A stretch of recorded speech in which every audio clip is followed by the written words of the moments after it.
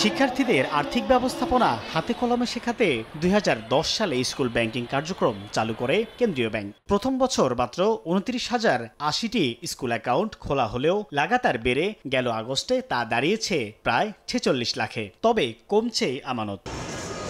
গেল আগস্ট পর্যন্ত বাংলাদেশ ব্যাংকের ৫ বছরের পরিসংখ্যানে দেখা যাচ্ছে ২০২১ সালের আগস্টে স্কুল ব্যাংকিংয়ের মাধ্যমে আমানতের স্থিতি ছিল ২,১৬৯ কোটি ৬ লাখ টাকা। পরের বছর তা বাড়ে ৩০.২০%, আরও ৬.৫% বেড়ে ২০২৩ সালে দাঁড়ায় ২,২৮৫ কোটি ১৪ লাখ টাকায়। আরও ২.২৩% বাড়ে পরের বছর। এর পরপরই পড়ে ছন্দপতনে। এক বছরে ৪.৩৪% কমে ২০২৫ সালের আগস্ট শেষে স্কুল ব্যাংকিংয়ে আমানতের স্থিতি নেমেছে ২,০৬০ কোটি টাকা।